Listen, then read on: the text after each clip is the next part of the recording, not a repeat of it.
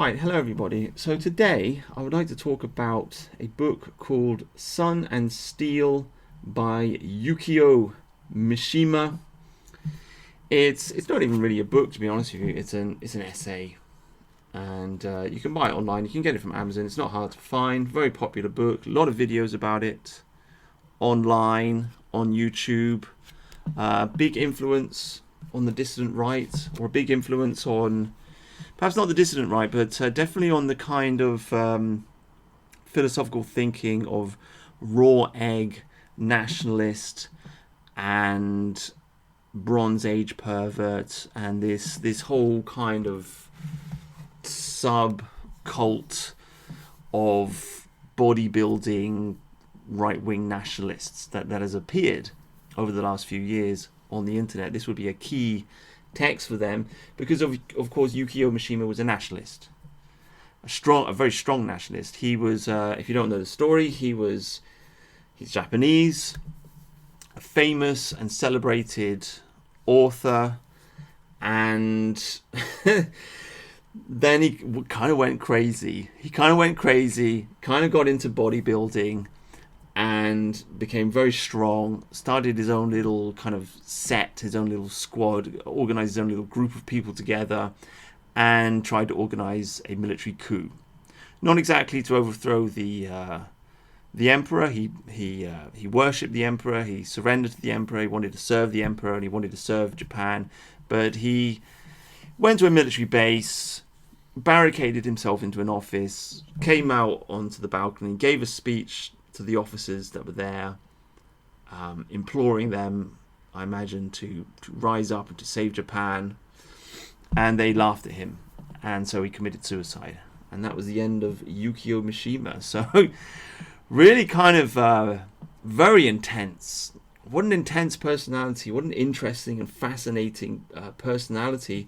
And this book, Sun and Steel, is essentially the book that describes the turning point which led him to the conclusion. This is, and he speaks about it very openly in this extended essay. He goes from the darkness to the sun. He describes the people that follow the moon. They're living in the darkness, they're weak, they're fat, they're unhealthy, they're lost in words, they're lost in ideas, and Yukio Mishima decides to come out of the darkness and into the sun, and to follow physical power, and to cultivate strength, and to chase experience. Instead of chasing the idea of heroism, he decides to grasp that thing himself. Instead of writing a story with a hero in it, he decides to become the hero, to do the thing, instead of just writing about the thing. And it's an amazing idea. It's beautiful. It really is quite fundamentally transformative and interesting, and I can see why the book has been so influential, and I feel it having an influence on myself. Being of a similar age, well, a little bit older actually, funnily enough, but Yukio Mishima, I mean, he was a successful writer, and he turned to bodybuilding in his 40s, I think, late 30s or 40s. And he essentially, right at the beginning of the book, he lays it out. He says that there are two paths you can follow. You can follow the path of the word, or you can follow the path of action. And he says that he followed the path of the word, and these words, they shaped him and they defined him. But at some point, he decided to step away from that and follow action instead, and he took up bodybuilding. And he realized that essentially there's a lot of different things in this book, but one thing that strikes me a lot is there's a lot of memories, basically a lot of personal memories that he brings up in this essay of different experiences he had, throughout his life. But one of them that strikes me is that he went to a museum for the war, and in this museum of the war they had some letters that were written by kamikaze pilots before they went on their final mission, before they went to to commit suicide, essentially, before they went to face death. And many of these pilots, they would write letters saying the usual kind of thing that you would expect people to say, or you're talking about their friends, their families, their loved ones, and their duty to the nation. But one of the pilots wrote a letter saying that he's going to face death, and that he cannot find the words to describe it, and that was the end of the letter. And this had a striking influence on Yukio, in that he decided to give up on writing, I suppose. How can you explain death? How can you write about death? Words will fail you. It's not something that can be explained. It is something that has to be experienced. The action must be experienced. And so he chose this path. He ended up committing suicide. But he's remembered now. And I don't agree with suicide. I think the whole Japanese cult of suicide is a little bit silly, and I that's for personal reasons. I'm more in the Aryan and Norse tradition, in which suicide is considered to be unacceptable. If you read the Bhagavad Gita, the warriors of the Bhagavad Gita would not kill themselves, but it's quite clearly said in the Bhagavad Gita, if you are a warrior and you die in battle, then you will go to heaven. That's the easy path to heaven. You can get to heaven either by dying in battle, or you have to do severe austerity, and so on and so forth. This is why a warrior should be keen to fight. And the Norse, the Vikings, they believe the same thing. You die in battle, you go to Valhalla. Now the Romans didn't believe this. And I'm not sure why. They had a different set of opinions, but we do see many Romans laying down in their bath and slitting their wrists, and that's the end of them. There's a strong theme of suicide in Roman paganism. Of course, Christianity itself is completely against suicide, so the thing's gone out of popularity in European culture because of that. But nonetheless, I'm not in favour of it, because my opinion is that, from the Vedic point of view, my opinion is that in your body you have a certain amount of life air. This is called prana. The Chinese would call it chi. But whatever the case, it's like a car. You fill up the petrol tank, and then you go for a drive, and when you run out of petrol, you can't drive anymore. In a similar way, your body is filled with prana. When you're young, you've got a lot of it, and then the energy gets depleted and depleted and depleted until there's nothing left, and then you die. And that's it. That's how it works. That's why people practice yoga and so on and so forth, to extend the prana in their body. That's why yogis, they hold their breath for such a long time. So my understanding is that the physical body is made of earth, water, fire, air, and ether. And then above that, there is the mind. So you have the gross body, and then you have the subtle body, and at the deepest level you have the soul, which is transcendent even to the mind itself. And so what happens is, if you kill yourself, if you kill your physical body before your prana is extinguished, before your time, then you're only going to kill the earth and the water and the fire body, the physical body that you can see, and you'll be left with an air body, and of course you can't see air. And so in the same way you can't see the wind. And so what happens is, a ghost or a spirit is essentially an air body. It's a disembodied body floating around the place, waiting for the energy to be used up, because it's not being used up. You've died before your time. And this can happen with suicide. It can also happen with murder, or any kind of violent death. This is why you can get haunted by the ghost of the person that you killed, right? And what happens is, these ghosts, they float around the place, and they will suck up energy where they can. So this is why in some traditions they do so much blood sacrifice, and they're feeding ghosts. This is what is known as a tamasic religion. This is what they will do. a lot of blood sacrifice, a lot of animal sacrifice, and the ghosts, they will come and feed on it. And then you have pagan mystics and various type of people. They'll get possessed by the ghosts, and the ghosts will tell them things and help them out and tell them secrets and etc. etc. This kind of magic can go on, and it's very real and it works. But you will end up surrounded by ghosts. Your life will be surrounded by ghosts, and they will want things from you. They'll want more sacrifice from you, and they're not going to make you happy. They're not going to lift your spirit up. But there are a lot of religions in this world that are like that. And essentially, if you commit suicide, that's what's going to happen to you. So that's probably what happened to Yukio Mishima. I'm not in favour of it. I don't know what would happen to a kamikaze pilot. I guess if you're committing suicide in battle, you go to heaven, I suppose. That's the way to do it. But nonetheless, suicide is not a good thing. So I don't agree with the ultimate conclusion, not of this book, because he doesn't speak about suicide in the book. He talks about death a lot, but obviously this, whatever path he was on, led him in that direction, and I think that was a mistake. It would have been better for him to die in combat. That would have been much more glorious than just cutting his stomach open the way the Japanese do it. He should have I don't know, joined some militia somewhere and gone and died in the bush in Africa or something, like some such adventure. I often dream of this myself. I would even give up my vegetarianism to do it.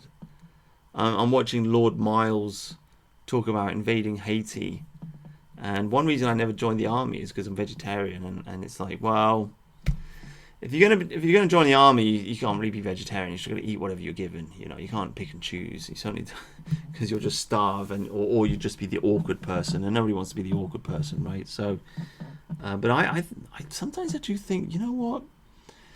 Let's just chuck all this in. Let's just chuck all this in and just go and flip in, do something crazy. Let's just go and invade Haiti, or go and actually, there's a guy I follow on Twitter. I think his name's Will Turner. I forget. But he was making the point. He was talking about the refugees from South Africa going to America, and he was making the point that America has changed its attitude towards Africa, and it's acknowledging the plight of the white African farmers. And of course, this has all kinds of interesting ramifications for the West in general, because so many people have played their cards on the table and said they don't want white refugees, they only want black refugees. And it's like, wow, you've really shown your true feelings.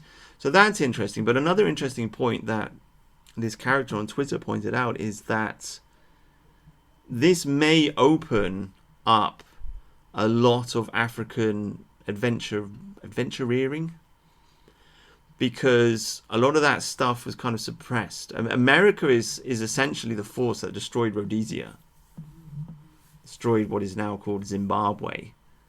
Of course, we are to blame for that as well. Thatcher and the British government, we just let these people die. It was awful.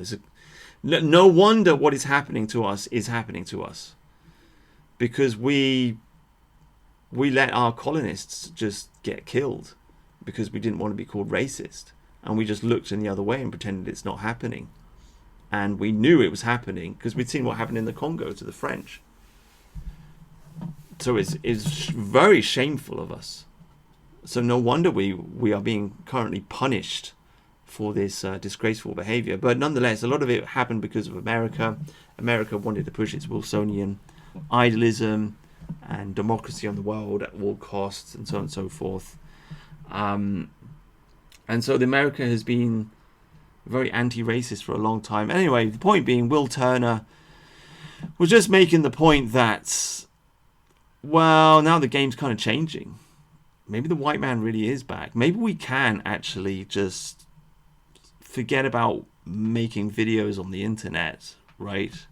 Maybe making videos, edgy videos about Jews and blacks and things like that on the internet. Maybe that was like the last decade. That was cool for like the last 10 years. Maybe the next 10 years is, okay, guys, let's just go out and just pick up a gun and do some crazy shit. You know? Maybe that's where we're heading. I flipping hope so, because I'm getting bored. You know, I enjoy reading books and stuff and talking about books. This is what I'm doing with my channel now. In case you haven't noticed, I'm sure you have, but I do quite firmly believe in what I'm doing. I mean, I've said this many times before, but in case you haven't realised, the way I see it is Western civilization is being destroyed because we don't read, right? I mean, you could say it's many reasons, and there are many reasons, but right at the bottom of it, it's a lack of education. We're being destroyed through stupidity. It's not because of a lack of martial prowess. We have the ability to close the border. We have the ability to kick these people out. It's just people are dumb. Why are people dumb? Because people don't read at the end of the day. It's not because of university or anything like that. Like, university will just make you more stupid. It's because people don't read, and because they don't read, they don't understand how the world works, and because they don't understand how the world works, they can get brainwashed by cultural Marxism. So what is the real solution to our problems? The real deep solution to our problems? You've got to read. You've got to read the classics. And I'm not very well read. I read 20, 30 books a year, and I'm a slow reader. And I don't pretend to be well read, and I don't think I ever will be really well read. You probably got to read like 1,000 or 2,000 books to really, get to grips with everything. And I just don't think I'm going to do that in my lifetime. I'm too much of a slow reader, and it's not going to happen. But nonetheless, I do have a respect for the classics, and I am slowly endeavoring to chew my way through the classics. And the process, I believe, is to read and then speak about it for an hour. That's what I'm doing. I'm following Jonathan Bowden, really. Although Jonathan Bowden did his speeches on different intellectuals, he'd pick a name and talk about that for an hour. But nonetheless, I'm trying to do a similar thing. I'm not very good at it, but I enjoy it. And these days, if I read a book, I just don't feel like I've completed it unless I've spoken about it for an hour, even if I am just going off on a tangent talking about whatever, like as I am doing right now before your very eyes. It doesn't matter. I feel like you have to read the book, digest the book, and then say something. If you don't say something, if you don't speak what you have read, then you haven't really digested it, and you haven't really learned anything, and you haven't really got anything from it. So all that is to say that, yes, I think reading is important. I think making videos is important. I think this is what we need to do to save Western civilization. This very thing here. Do the reading, churn out the commentaries on the books. Every generation. YouTube should be full of this stuff. You can look at go to YouTube, type in Sun and Steel, Yukio Mishima, and this book is a popular one. And so there are 2 or 3 or 4 or 5, 10, 20 actually, different bookworm type people on the internet talking about this book. But I can't see anybody that I recognize. I can't see any of the popular dissident right thinkers that you have on Twitter or whatever. I can't see Jared Taylor's commentary on this book, or Sargon of Akkad's commentary on this book, or, I don't know, Raw Egg Nationalists' commentary on this book, or Richard Spencer's, or whatever. The list goes on and on and on. Pick your favourite e-celeb. Morgoth, Millennial Woes, these people, right? I can't see their commentaries on these books. And it's not just this book, but all the popular books. But we should be dominating this field. Our group, if we want to win this intellectual battle, we should be dominating the internet. You should be able to type in any of the classics, and you can see what all the different people have said about it. And this is what makes an educated man. It's not a university degree. It's not any of that nonsense. You just do the reading and you talk about the books, because a book will gather together many different ideas and put them in one place, and it makes a cultural sign. It's a standing point. It's a thing. It's an event. It sticks out. And if you look at if you go on YouTube and you look at Quentin Tarantino, you can see his commentaries on movies all over YouTube. This movie, that movie. He's done his homework. He's watched the movies. He's talked about them. He's written books about them. And he himself is also a great director. So I think any great writer, any great thinker, you want to go on the internet and you want to say, oh, listen to me and my ideas. It's like, okay, mate, have you done your homework? Have you read these books? Have you commented on them? And what do you think about this book and that book and this and this and this? What do you think about this? Oh, you haven't read it. Why haven't you read it? You know, well, what kind of philosopher are you if you haven't read Sun and Steel by Yukio Mishima, right? Or Hamlet by Shakespeare, or Paradise Lost, or the Iliad, etc., etc., etc. People have to do their homework. That's how we rebuild civilization. And I think this is still lacking. And I think the ability to orate is still lacking.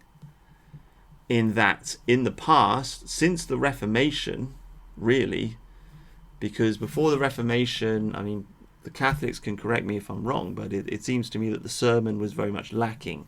It seems to me that people would go to church, there was a lot of ritualistic behaviour in Latin, and the congregation wouldn't really understand it, but it was all very mystical. But in the Reformation, they would preach, like Jesus did, the Sermon on the Mount. And so people got into the habit of going to church and listening to the vicar speak for an hour about a certain subject matter. And so the vicar had to be educated, and he had to learn how to entertain the audience.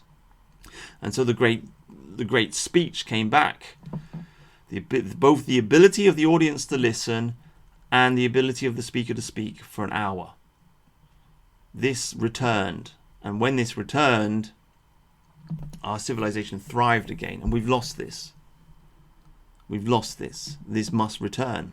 There's too many 10-minute videos, and too many memes, and too many tweets, and too much short thinking. We need to rediscover the power of the orator. People are always saying, oh, we need to rally behind, we need to meet in real life. Yes, very good. How? I would like to see the speaking tour. I want to see the Paul Joseph Watson speaking tour up and down the country.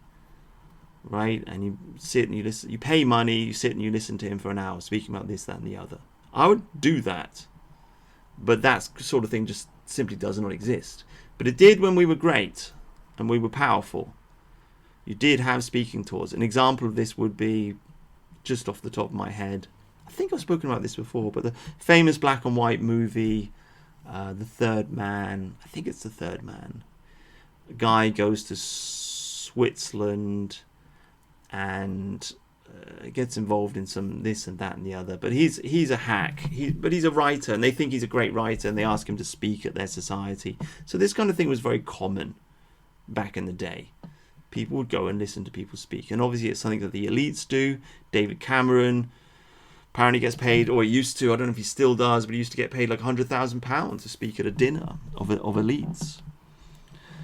So they still understand this type of culture, but we've lost it. But if you want to rally the people, we need to read the books, we need to learn to speak for an hour. But anyway, went on a bit of a tangent there. The point I was just making was that perhaps we should all just give all that up. I believe in it, and it's good, and it's necessary, and it must be done. But then also, we should also transcend that and step beyond it and follow Yukio Mishima and go to the gym and get ripped and get jacked and get a samurai sword and don't commit suicide, but go out and fight a war in a jungle somewhere and die in battle before you get old and decrepit and weak and you start peeing yourself and your hair goes grey and your skin gets all saggy and your eyesight goes and you can't get an erection anymore and your teeth fall out and life is rubbish. Old age. It is said in the Veda there are 4 miseries: birth, disease, old age, and death. People romantically like to think that life in the womb is some kind of nice thing these days, but it's not. You're crunched up and squashed, and it's claustrophobic, and it hurts a lot. Apparently, according to the Veda, difficult to confirm it without some kind of transcendental vision. But in the Veda, it says that being inside your mother's womb is very painful. That's why you want to come out. And they do say that when you're in the womb, you pray. And you pray because you're suffering so much. You pray to Krishna for release. And that's why you take birth. That's how you're able to take birth. And then people forget after they've come out. Who knows? But nonetheless, old age is one of the great sufferings of this world. It's undeniable. People like to put on a nice face and pretend, oh, old age, it's great. It's not great. It sucks. Your life sucks when you're old. That's it. It's going to suck. It doesn't matter how rich you are. It's going to suck. So maybe it's better just to die in battle, like the Vikings did. Die in battle and go to Valhalla. There was a tweet I saw. I think I've mentioned this several times. Isn't it embarrassing how I keep mentioning tweets that I've seen? But there you go. That's where I get my information these days. But I did see a famous tweet. I saw a tweet which had an influence on me. If I dug back in my history for like 2 or 3 months, I'd probably be able to find it. But there was some old dude, some old hippie dude. He must have been 60, 70, something like that. And he climbed to the top of a mountain. I don't think he physically climbed. I think it was a trail. But he made it to the top of the mountain. He was tired.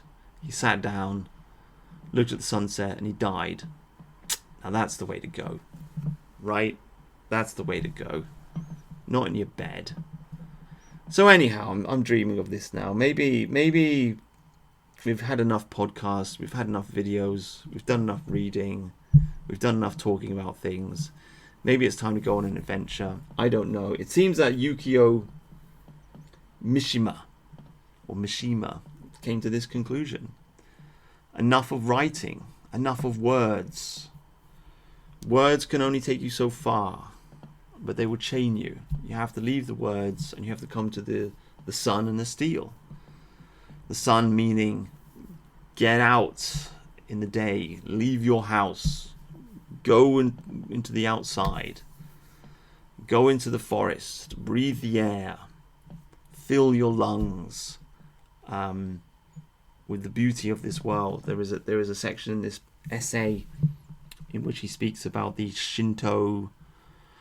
They're having some kind of festival, and they're carrying something on their backs. Some kind of I don't understand. I got to admit, I don't understand. I don't really understand this book at all. It's Japanese, and the culture is different, and he's speaking in metaphors, and it's not a straightforward book.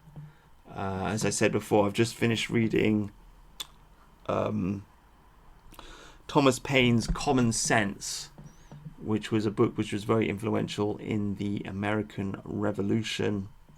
That's a very straightforward book. You read it and it's like boop, boop, boop, boop, boop. You understand it. This point, that point, this point, that point. Okay, good, got it. This book, not so straightforward. Metaphors and poetry and memories and scratching your head trying to find out what he means. So I don't fully understand. But anyway, there was some Japanese people at some kind of Shinto festival, and they're carrying something on their back, and they're looking up at the sky, and they see the blue. The great blue sky.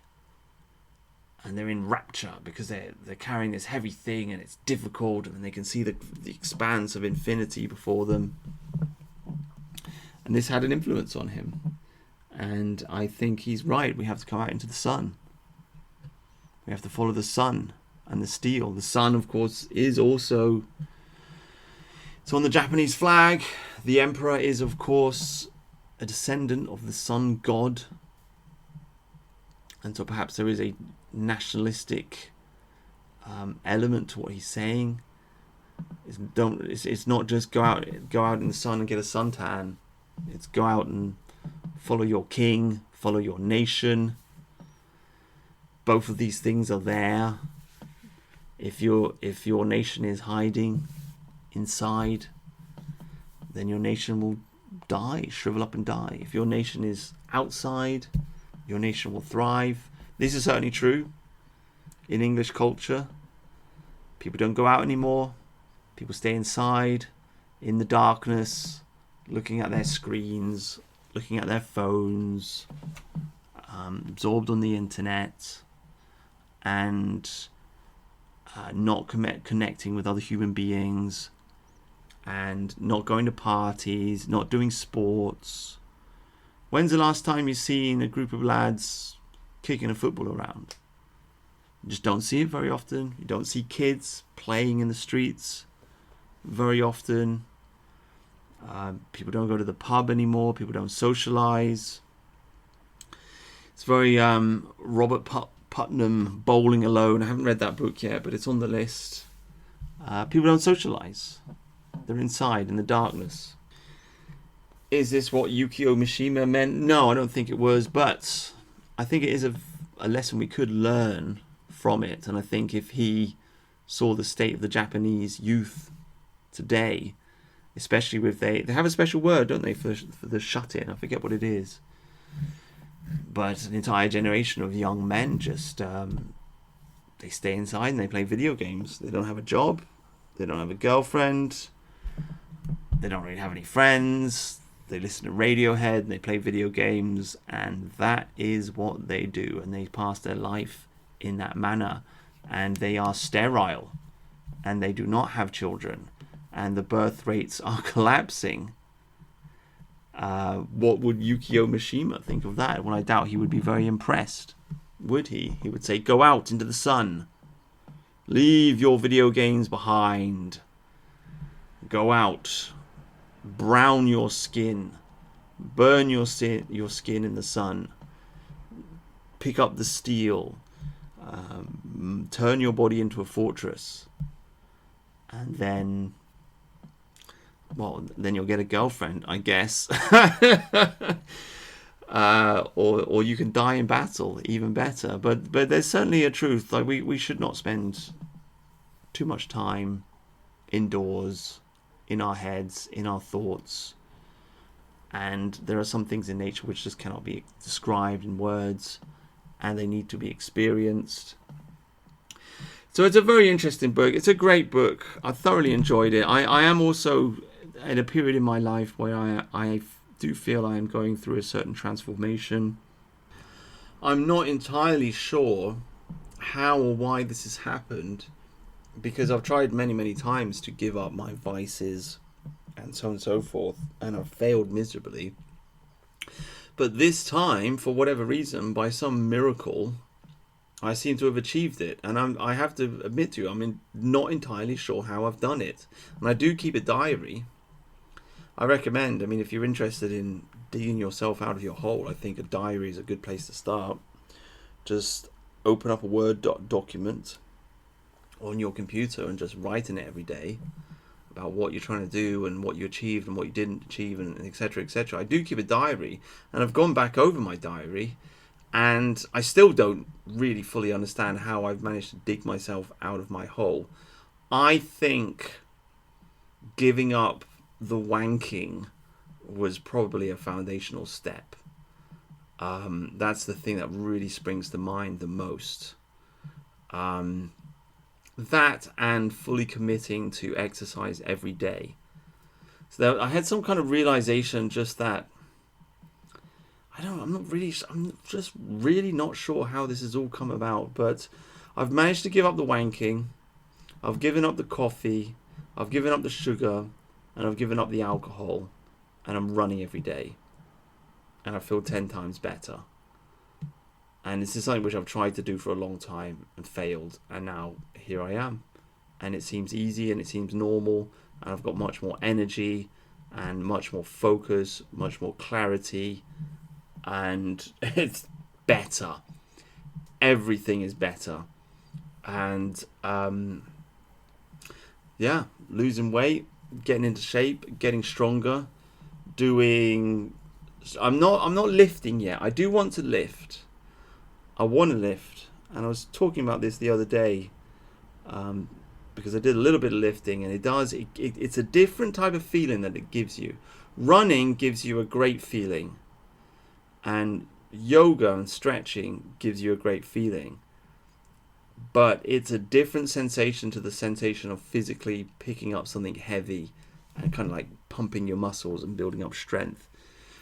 Training for strength just gives you much more of an animalistic kind of manly kind of testosterone feeling, whereas running, I don't know, running makes you feel lighter. I think obviously it makes you feel more youthful, I suppose.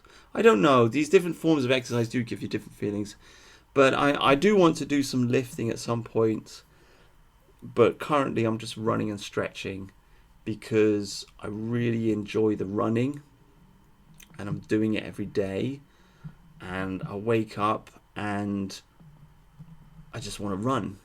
It's on my mind, right? It's like I've got to get out and I've got to go for a run, and I've got to do it. And I don't feel, if I don't do it, I do it every day, but if I hurt my foot the other day, so I had to take a couple of days off, and I wasn't happy, and my energy levels went down. So I've kind of become addicted now to that high, that feeling, that buzz that you get when you run, because it's obviously a repetitive action. You're going at the same speed, and you reach a certain high plateau, and you're in the zone, and then you're just there, and it feels good, and you just keep going, and it's like, oh god, yeah, it's good, oh yes, and that's it. That's my running experience. But I just feel like I need that every day, and because I'm running every day, I've got to stretch, because if you don't stretch, you'll get an injury, right? So you've got to stretch your legs. You've got to do squats. Sorry, I don't mean squats. I mean, you've got to squat. That's what I mean. So sit in the squatting position, and allow your back to straighten, and so on and so forth. I'm not entirely sure what it does, but go on YouTube and look at all these calisthenics guys, and they all tell you that you should sit in the squatting position for at least 5 minutes a day, and this position should be very natural. Obviously, there's the cliche of the squatting Slav, isn't there? But you see this in India as well. It should be a natural resting position. You should be able to sit like that quite comfortably for long periods of time, because that is the natural. Sitting cross-legged on the ground is not really that natural, because sometimes the ground's dirty. So if there's no chair and you don't want to stand, what do people do if they want to rest? Well, they squat. So it's a very common way of not sitting, squatting essentially. I suppose children do it as well. I've worked in enough factories and watched enough health and safety videos that I've had it ingrained into my brain that when children pick things up, they squat down to pick it up. They don't bend their backs down to pick it up, you see. It's a much better way of doing it. But nonetheless, the point being, if you run every day, you must stretch. The running and the stretching go hand in hand, because if you don't stretch, you'll get an injury. You've got to stretch your hamstrings, you've got to stretch your back, you've got to do it, right? And so the yoga and the running, they kind of go hand in hand. They work really well together, and that's what I'm doing at the moment. I'm not lifting at the moment. I do want to go to the gym, but I just want to get to the stage where I'm running. I want to do like a 10-mile run, basically. Currently, I'm doing like 4 miles a day, 3, maybe 4. I'm really actually not that sure how far I'm actually running, but I'm probably doing like 3 or 4 miles a day, and I want to do 10 miles. I want to do like proper 8, 9, 10 miles. I've got a route in mind, essentially, and I want to do that route and be able to do that every single day. And I suppose once I get to that stage, then I'll go to the gym and I start putting some muscle on, because I do crave it. But anyhow, point being that this is where I'm at now. I feel like I've read this book at the right point in my life, and kind of, yeah, I feel like I agree with Yukio Mishima. Like enough words, enough time on the internet, enough thinking about stuff.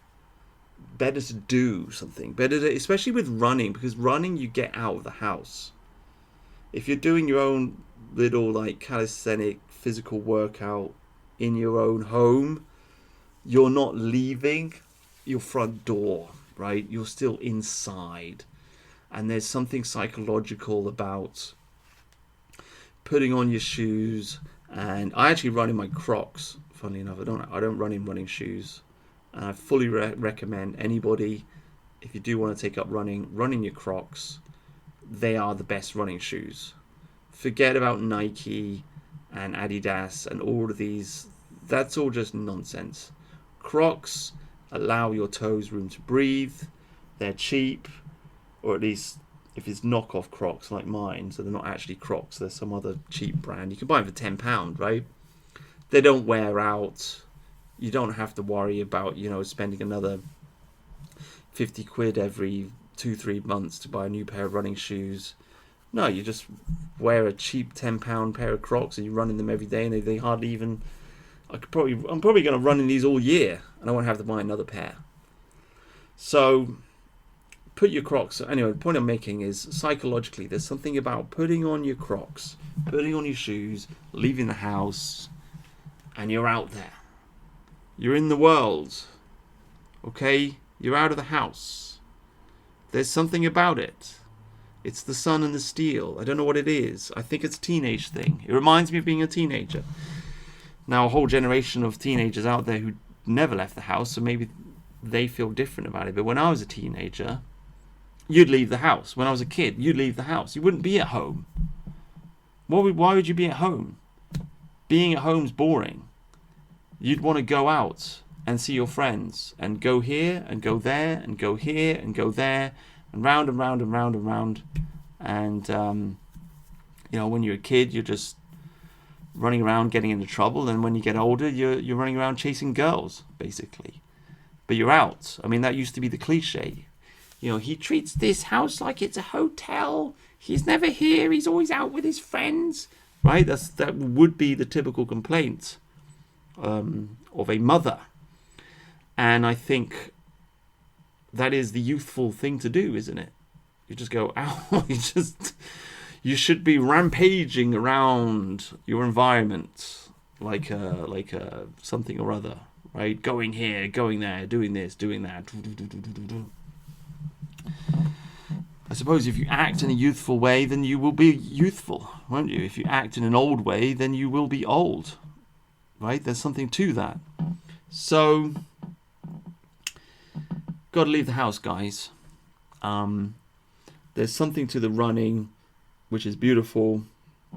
I've forgotten the thread of what I was saying, but nonetheless, I do feel yes, Yukio Mishima has a great message.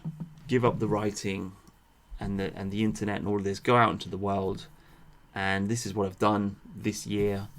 And I'm really not sure how it's come about. I'm really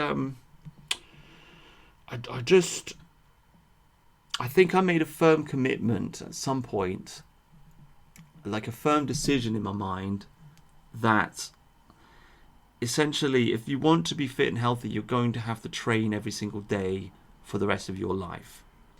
I think that was the real turning point. Maybe it was giving up the wanking, I don't know. But yes, I think that was it. I just made a decision. I think what's happened, and I'm sorry for the introspective rambling, but, Sun and Steel itself is an introspective book. It's an introspective rambling by Yukio Mishima about his thoughts on bodybuilding. So I'm giving you my introspective rambling on how I've managed to give up my vices. So it is in the same theme, I suppose. But I think what's happened is, at the end of last year, I came to the conclusion that you should just do one thing at a time. Because otherwise, if you're doing many different things, then your energy kind of gets dissipated. And that's why at the end of last year, I read a whole bunch of books. I did some videos because I just thought, well, I'm just going to read, like, stuff everything else. I'm just going to read. Okay. And that worked for some time. And then moving into this year, I stopped the reading and I got into the music, and I just did music every day. And I've written some 30-40 songs. I've got 2 new songbooks. I've done a whole bunch of stuff. I've got a whole bunch of songs, and some of them are pretty good. And I made a lot of progress with the music, right? I've hit a brick wall because I need to produce the music, and so I've got to do a whole bunch of computer stuff and figure out how to use a digital audio workstation, and there's just a barrier there which I need to cross, and I haven't crossed that yet. But nonetheless, so I did the music, and then I thought, and I was following on in the theme of doing one thing at a time, and then I thought, you know what? Spring came about, and I thought, I just want to do health and fitness every day.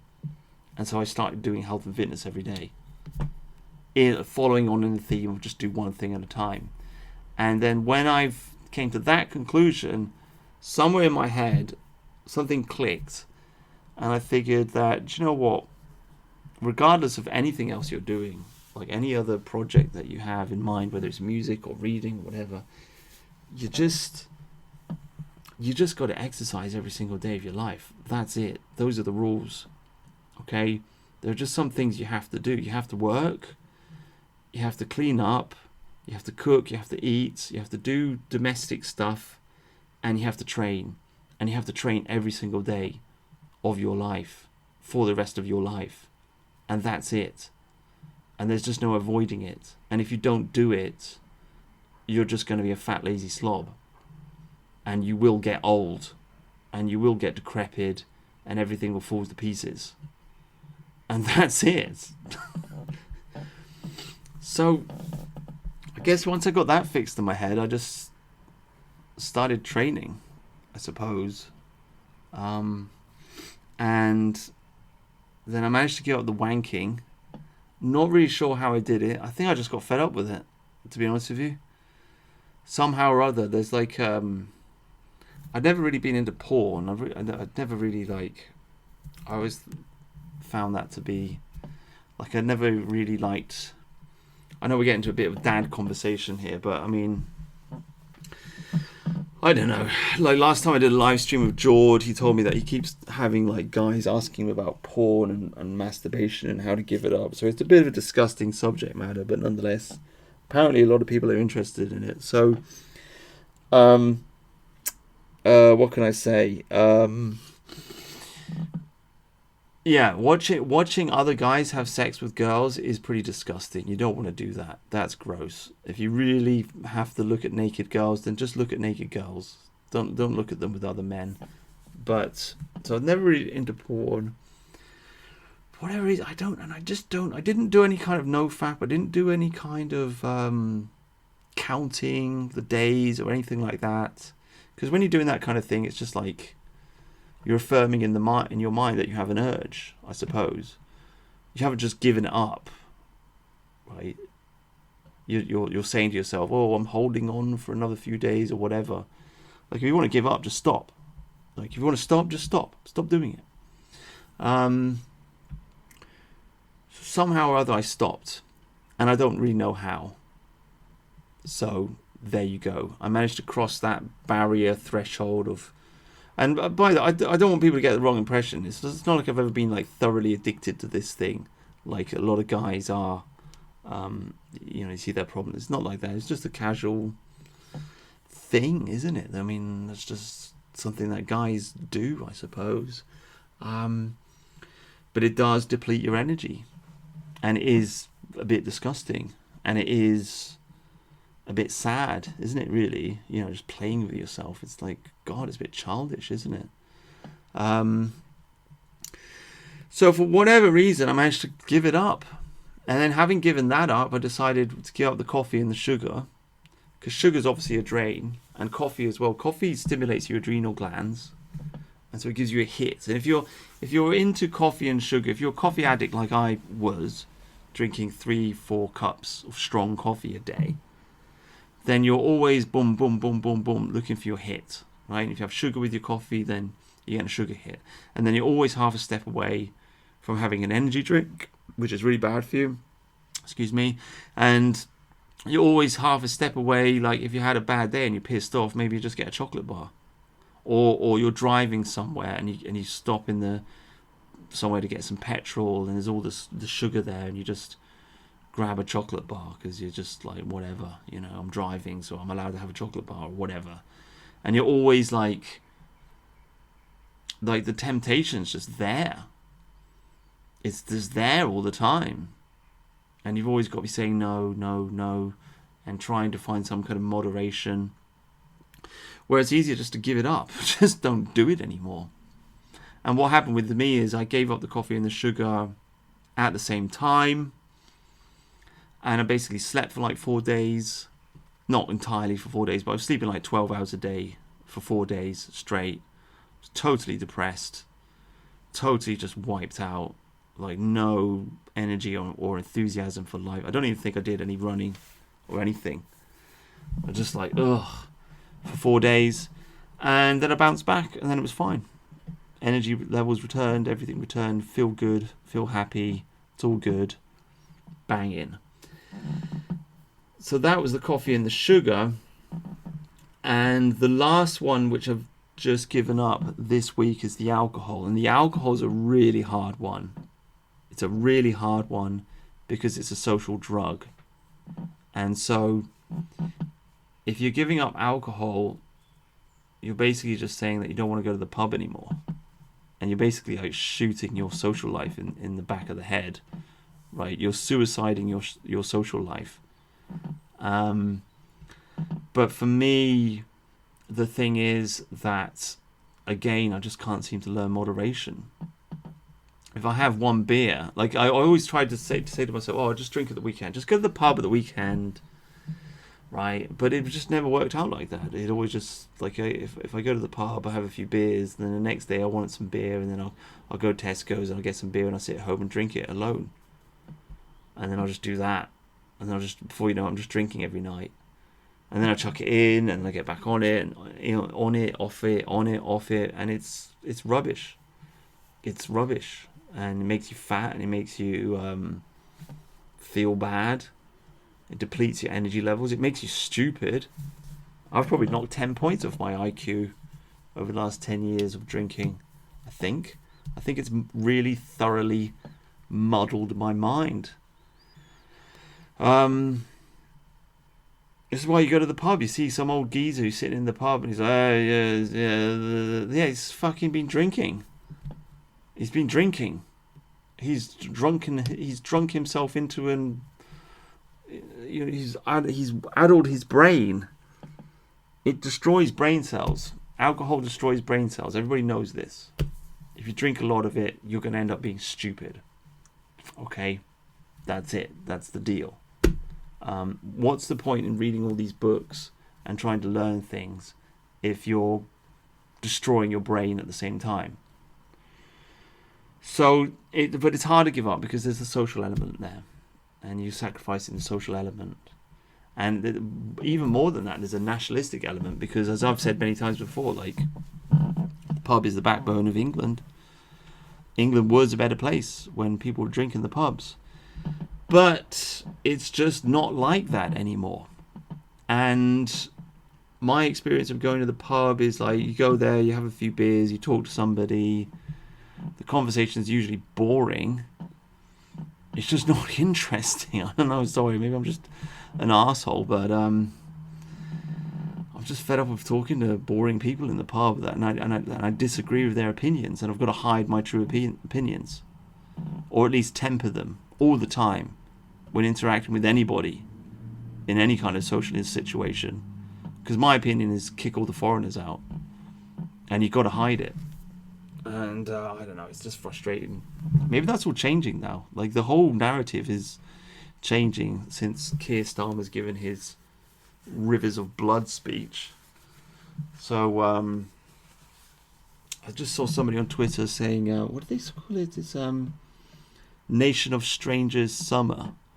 It kind of is. Like, this is kind of wild, right? It's kind of wild opening to the summer for our Prime Minister to come out and say that and just switch the whole nation on its head. Turn the whole nation on its head. I mean, it's just really, it really does feel like we've crossed some kind of boundary, some kind of inflection point, with obviously Trump last year, but Trump also with the South African refugees. That was big. And Trump turning against Israel, big news.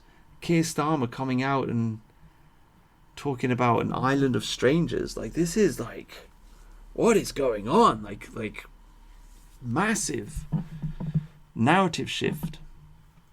But nonetheless, I can't be bothered going to the pub anymore. I just can't be arsed with it. And if I go once, I'll just drink all day long and all week long, and it just addles me. And so I've just chucked it in, stuff it. I'm just going to be a health freak. I'm going to be an unsociable, autistic health freak, and I'll just have to find other ways to socialize with people. Basically, that's it. So, or maybe if I get really, really in shape, maybe I'll change my mind in a few years' time. But I don't know. I just don't want to do it anymore. So there you go. That's my fitness journey. Not inspired by Sun and Steel, but nonetheless, I'm reading the book at the same time all of this has happened. And like I say, I just feel like it just gave me my whole speech about how important it is to read and to talk about these things, to talk about ideas, how we need to do this in order to save Western civilization. This is very, very important.